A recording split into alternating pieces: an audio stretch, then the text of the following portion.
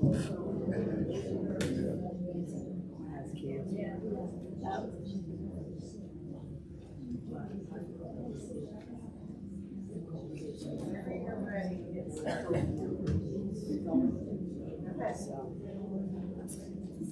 afternoon, everybody. Welcome to our monthly Monday Member Speaker Series. Today we have the pleasure of hearing the life story of our friend and neighbor, Patt Taylor. Here are some highlights of Pat's history. Pat grew up in Georgetown, Massachusetts, which is 30 miles north of Boston. He has a degree in electrical engineering from the University of New Hampshire, and also an MBA from Ohio State University. Pat spent 5 years in the Air Force, flight school in Waco, Texas, with over 3,000 hours in a C-130 aircraft, which he'll explain. Pat's career includes working for the New England Telephone, Bell Atlantic, and Verizon. Upon retirement, he taught organizational behavior and labor relations in an MBA program. After teaching, Pat and his wife, Ginny, moved to Quechee, Vermont. After visiting his son in Parris Island, they fell in love with Hilton Head and built a home in Palmetto Hall in 2003. They still spend their summers at their Vermont home. Pat and Ginny moved to Tide Point in March 2023.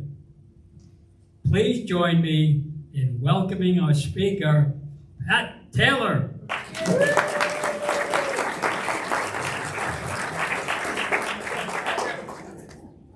Thank you, Lee. I turned this down twice because we had some family issues going on, and finally Lee convinced me to do this. And as soon as I said yes, he said, by the way, don't go over by 1 minute because you'll be trampled on the way to the bar. And I'm going to take exception to that because I'm going to be the first one out the door. I'd like to, before we begin, I'd like to thank Joyce. She has worked with me putting this together. She did all the PowerPoint and a number of changes, including today, and I really appreciate your help with that, so thank you. You're welcome. What I thought I'd do is try to break it down into 4 pieces. We've been here 1 year, but of that 1 year, we've only been here in Hilton Head or in Tide Point for 5 of those months. We've had some family medical challenges, and we're getting back on schedule now. But I do want to mention a little bit about our family. So then I would like to also discuss a couple interesting events that took place when I was in the Air Force. And finally, my working career was really a wake-up call of working for a company that was a total monopoly and then moved into a competitive arena overnight and some of the issues associated with that. And finally, a couple fun things that have taken place with Ginny and I since retirement. From a family standpoint, Ginny and I met in Columbus, Ohio. I thought, really hit it off well. We dated quite a bit, and I was about to head overseas in an Air Force assignment, and decided just before leaving, we would go down, in the summertime, go down from Columbus to Cincinnati to see a Red Legs game on a Sunday afternoon, and that went fine, and then on the way home, let's stop for dinner. And she said, no, I got a date at 7 o'clock. Well, we worked it out, and we finally got married in 1967. And because I was gone overseas most of the time, and the future held the same thing, we decided to get out of the service and we moved back to New England. And then as soon as we moved back there with a company I went with, we moved 7 times in 10 years, so who knows. Our family is daughter Sue, who is here with us today, right here in the front row, and son Ryan, who is in Concord, New Hampshire. Also here today is our son-in-law Carrie, right there, and our granddaughter Riley, who's here also. And they just put their son Noah on an airplane to go back to Virginia Tech this afternoon. He's been here. Oh, all right. We have 5 grandchildren between New York and Concord, New Hampshire. And also, we have Reagan, who is a fully trained registered therapy dog, had to pass a 13-phase exam to become a therapy dog. And right up until the time of the pandemic, she worked with veterans who had post-traumatic stress. And she's semi-retired, but she's now going back to work and will be going over to Broad Creek and start working over there very shortly. Well, and she went to this morning. And she went this morning, that's right, she was over there today. So the only thing I'll mention about her, if you run into Reagan, she is trained to take a bite out of any New York Yankee fan.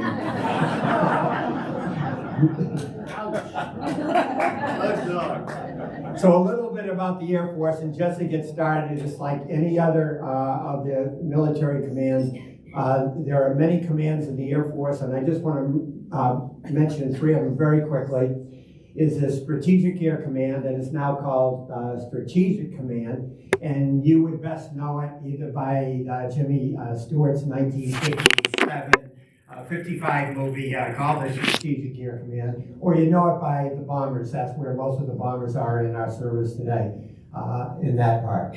There's also the Military Airlift Command, which is now Air Mobility Command. You might know it best. It was in charge of bringing all the POWs home from Hanoi. And I mentioned that with much degree of reverence. We have 4 families that we're very close to. One of those families stayed in for 20 years. He flew C-141s and brought back some of the first POWs from Hanoi. And he will relate to the most bone-chilling experience of being able to get on the microphone to the back of the airplane where there are 70, 80 POWs and say, you have now cleared Vietnam airspace. And to hear from the back of the plane is just bone-chilling. So you would know it from that, and you would also know that command as the one that brought back the last 13 soldiers from Afghanistan and what is referred to as the dignified transfer. The 3rd command I'll mention is the one that I was in. That's the Tactical Air Command, best known for in the Air Force. That's where most of the fighters are. Fighter jets are in there. And also C-130 aircraft, which is the one that I spent most of my time on. On the left is the C-130. It's referred to very often as the workhorse of Vietnam, mainly because it can take off as short as on a football field. It can land on an aircraft carrier.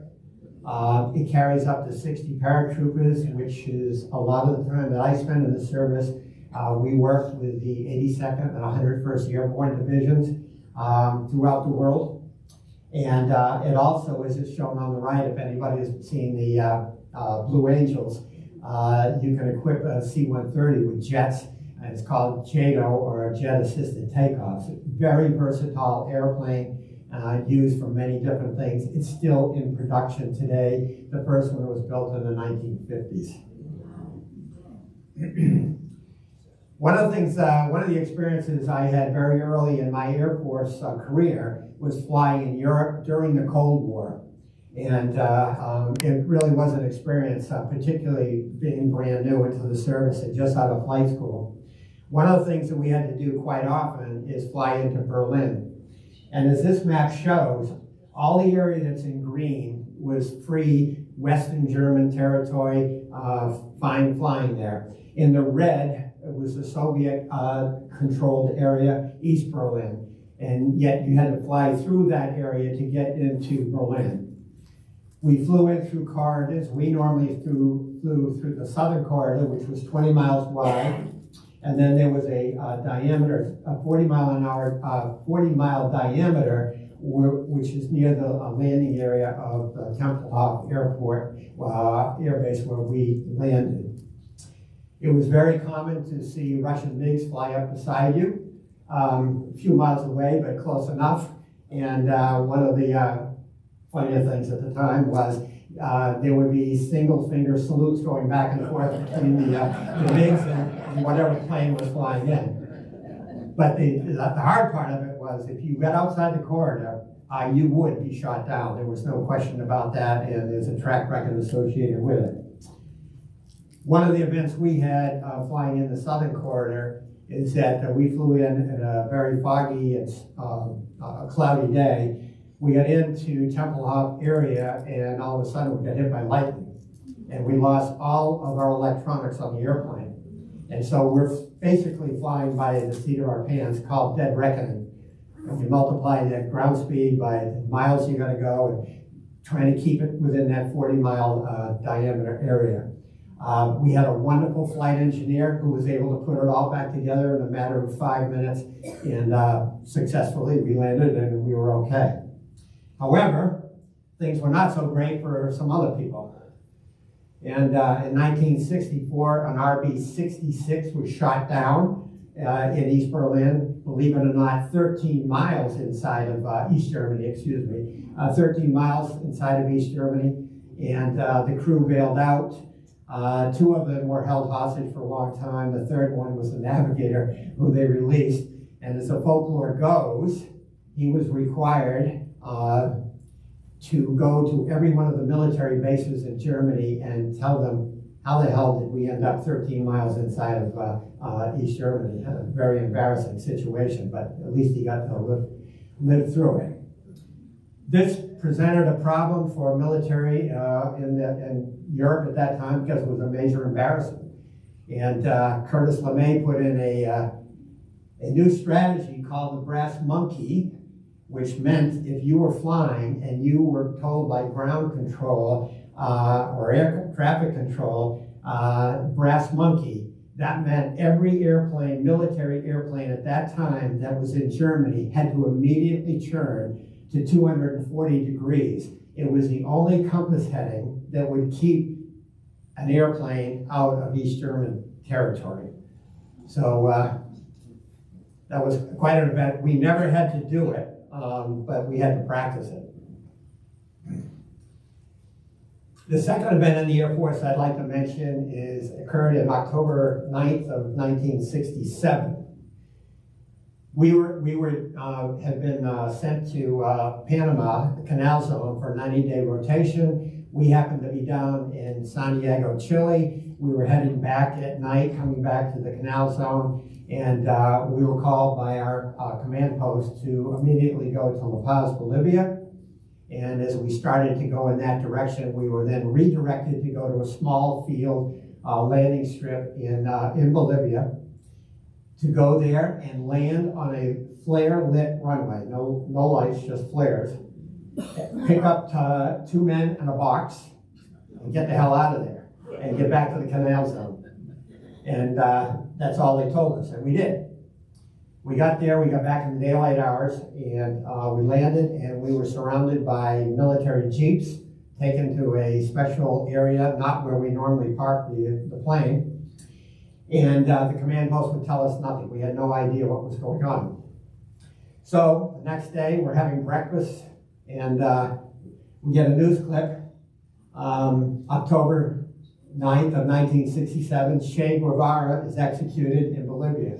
I don't know if anybody remembers the name Che Guevara. Yes. Right-hand person to Fidel Castro. He was sent to South America to infiltrate and bring communism into South America. So in the end, that's what the story was about. However, we knew nothing more about it at that time. My wife Jenny is going through a bookstore in Woodstock, Vermont, sees a book that is narrated by 2 CIA agents. Turns out these are the 2 that we picked up in South America, and they revealed the rest of the story, which we knew nothing about. And basically that they were sent down there to interrogate Che Guevara, bring him back to the United States. The Bolivian government wouldn't let them do that. They said, you can interrogate him as long as you want, but when you're done, we got him. And they took him up back and executed him right after the CIA agents finished up. The other thing that the book related to, which was kind of interesting, Of course, a command post told us nothing. 2 airplanes had gone before us, and both of them refused to land. They said it was too dangerous. But we know nothing about it.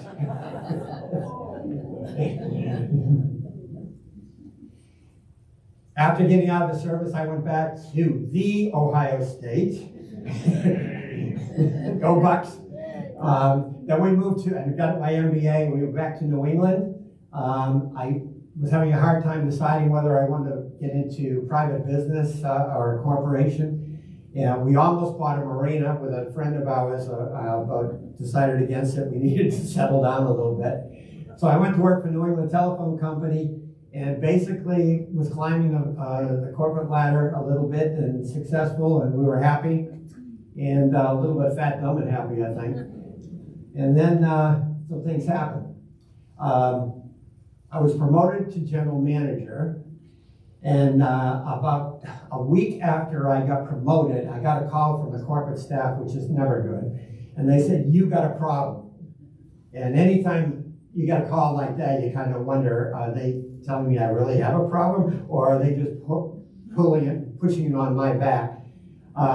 I'm sure there's some people in here who have gotten those kind of calls. Anyways, what turned out to happen, and this is 1 week getting into the general manager position, we ended up with the first publicized AIDS work case that was publicized in the country.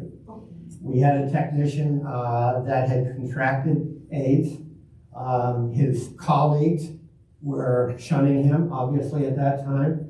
It was the first publicized case in the country. Customers found out about it. They refused to have the technician come on their property. There was graffiti all over the garages against this particular individual. Initially, technicians were refusing to come to work because of it. Somehow, the medical condition got leaked to the press, which made it even worse. And family members, spouses, were tremendously upset about this. They didn't want their husbands working and coming back with it. Very little was known about AIDS at the time. We brought in medical experts from all over the country. We met with all of the family members that wanted to come on several sessions to try and explain what we were doing, how you can and cannot contract AIDS. There was a $1.5 million lawsuit that we had to settle over it because of discrimination. Discrimination came out of the fact that somehow the medical information had been leaked to the public, and we all know what the HIPAA rules are today about that, so that was a mess.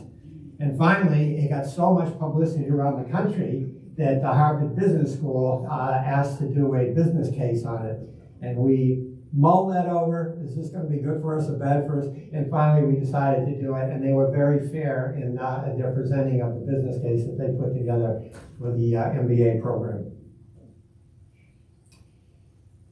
The second major event was the breakup of the Bell system. If you remember that, 1984, we were one happy monopoly, and overnight, the judge ruled that we were going to break it up. And so what happened? And in the area of the country that I worked, which was the Northeast, the decision to break up was into 7 regional companies. Some would know Bell Atlantic or Southwestern Bell or whatever. But in the Northeast, it was New England Telephone and New York Telephone together that formed a company called NYNEX. And for anybody that lives in the Northeast, it was a little bit like oil and water, culture-wise. A trust factor, it was very difficult working together at the beginning. And it's just like the same old fable about the Red Sox and the Yankees. The Red Sox fans hate the Yankee fans hate the Red Sox fans. So it's nothing new there.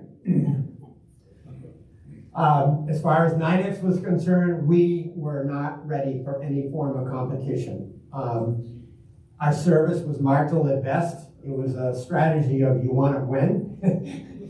And we were obviously bloated as far as cost is concerned, and we needed to get it down to come up with competitive pricing. So with that in mind, our first exercise was to work on the service part of it. I don't know if anybody has read this book, but it became very famous in the 1980s because service not only in our business, but across the whole country was terrible at that time, the middle 1980s.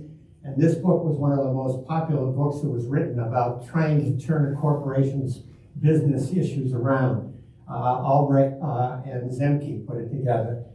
We used it, we put together, we had every employee involved in seminars and things of that nature to get them involved. We even had the union participate in it.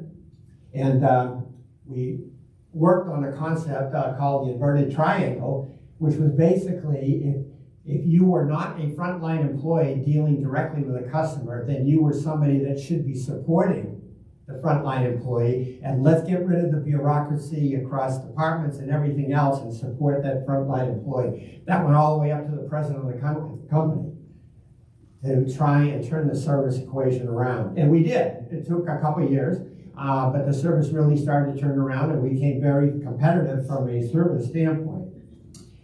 But then we got into the issue, okay, how do you reduce cost? And our first exercise with that, it was, shall we say, not entirely successful.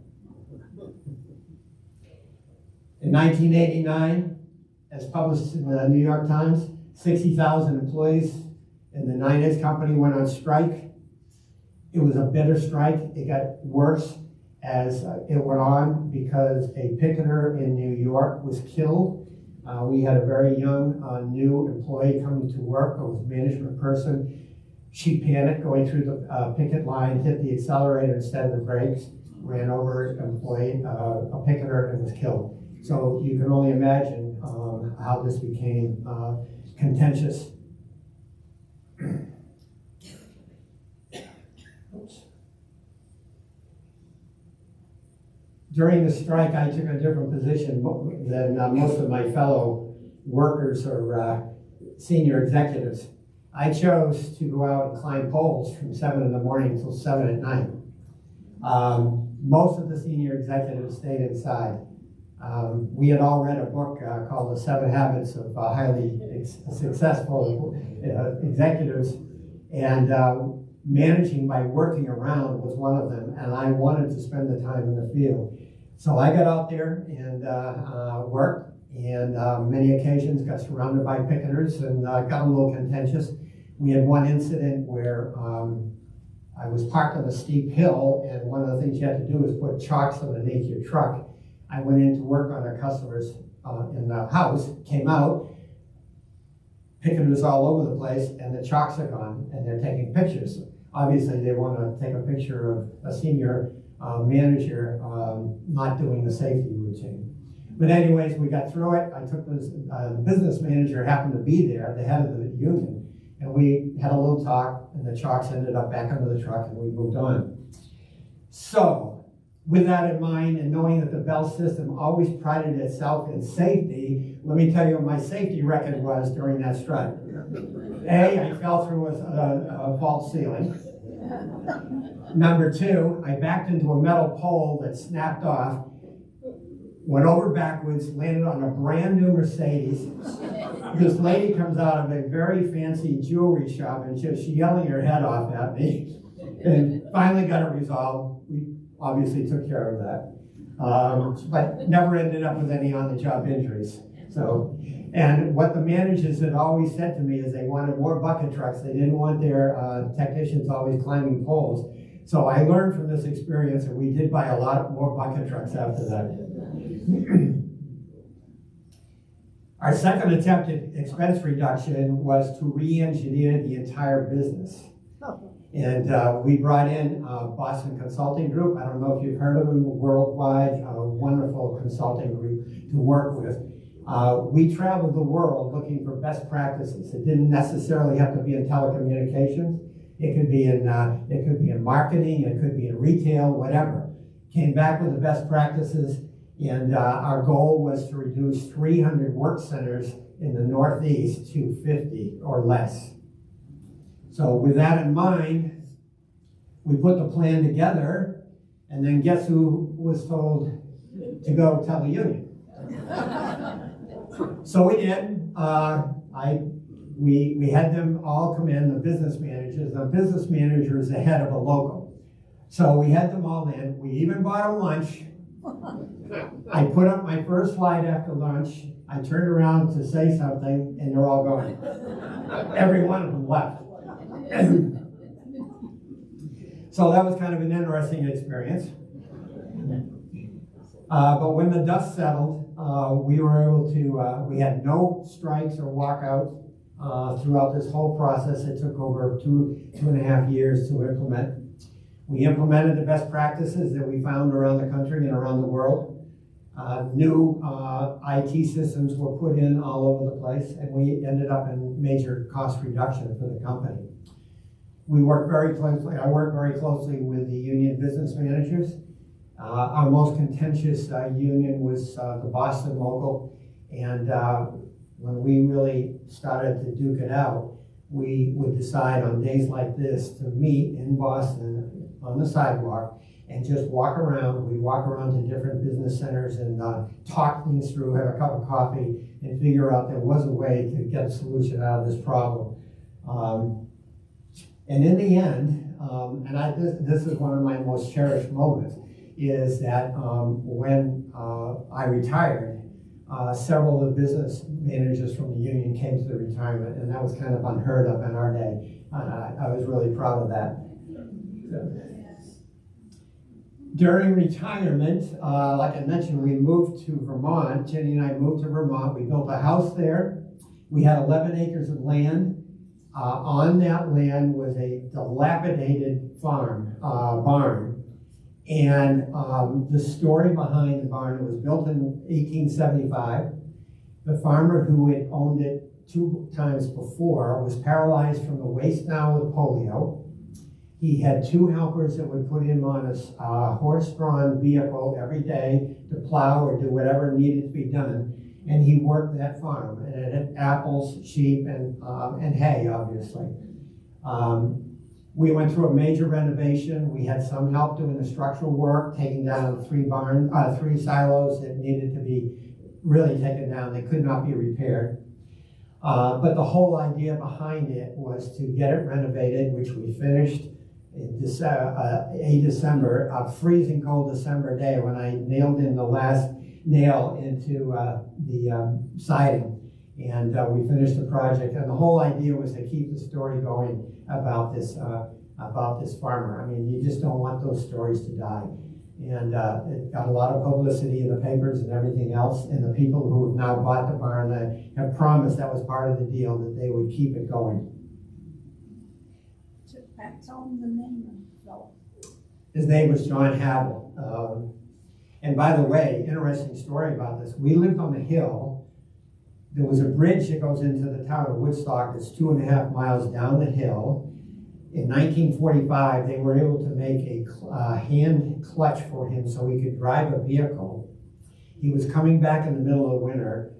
The car got stuck in the snow. Instead of stopping at any one of 2 or 3 houses, he crawled on his back 2.5 miles to get to his house, to use a crank phone to call to get a repair truck out there to help him get out. But I mean, these are stories you just don't want to let go.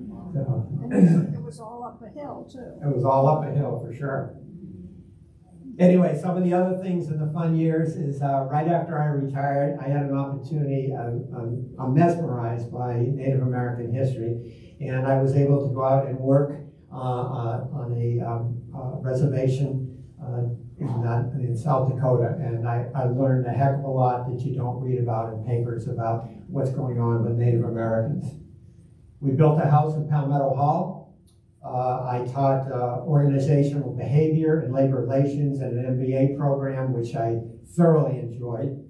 And currently, I'm now the president of what's called Friends of Veterans. It's an all-volunteer organization. We work with veterans who are basically going to become homeless, either because of eviction, foreclosure, things like that. And also we work with them to, if they are post-traumatic stress cases, we work with them to secure a service dog, a certified service dog. We have been very fortunate.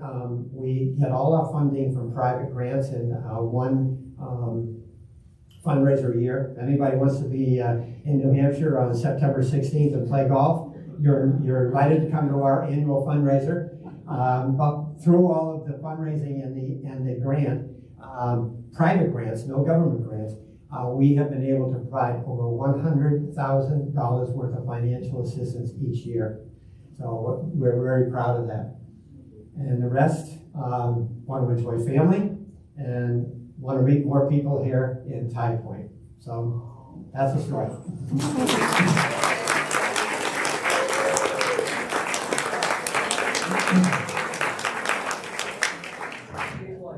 Thank you, Pat.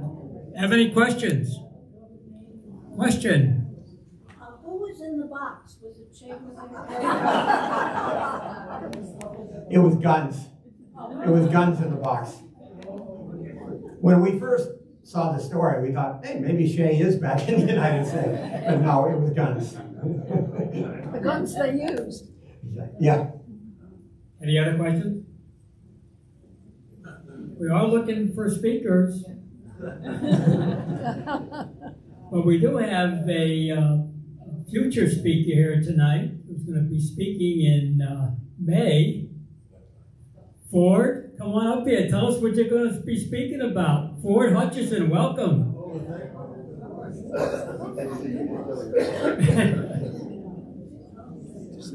Give a preview. Yeah. We'll be talking about Hilton Head in the Civil War, before, during, and after. I've given this talk, for about 8 years or so. I think some of you have heard it before. And if you have, you come back. Thank you very much.